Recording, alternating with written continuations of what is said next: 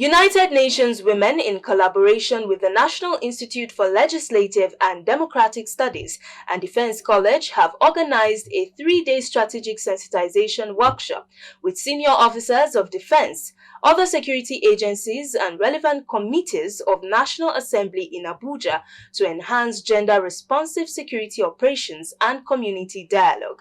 Clearview's Florence Joshua brings us details of the event.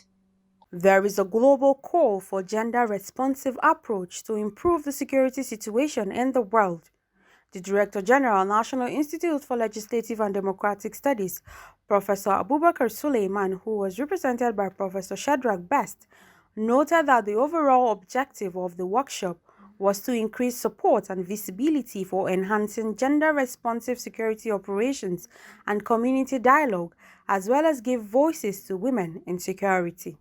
We're used to working with the National Assembly, and we have no doubt that as persons and as honorables who represent the Nigerian people, they know the strategic role of the security sector in governance, and no stone will be left unturned to ensure that all our laws are gender friendly and seek to achieve gender equality. Also speaking, Senator representing the Federal Capital Territory, Ireti Kinibi, and Peter Mancha, United Nations Program Manager on Women, Peace and Security, said, women should be given the vintage position to make security decisions and drive policy and ideas that will advance and protect the Nigerian woman. Yet they are still in the process of having the meeting.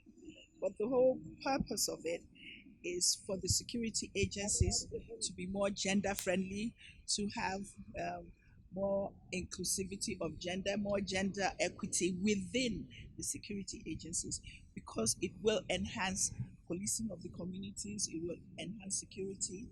Women are the most affected by insecurity, so the whole purpose is to see how they can be more.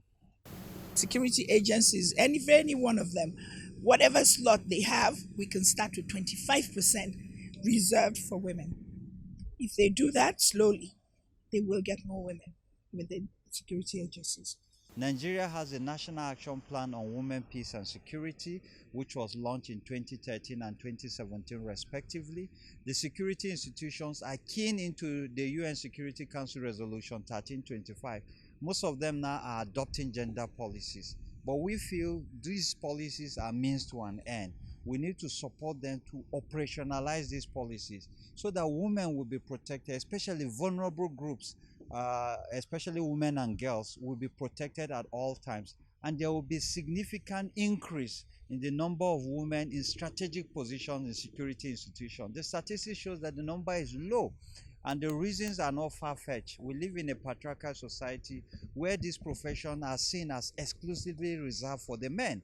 We want to change the narrative. We want to get more women enrolled into the security sector because they are responding to a community that is almost 50% men, 50% women. So we need that number of representation so that their needs will be adequately addressed at all levels.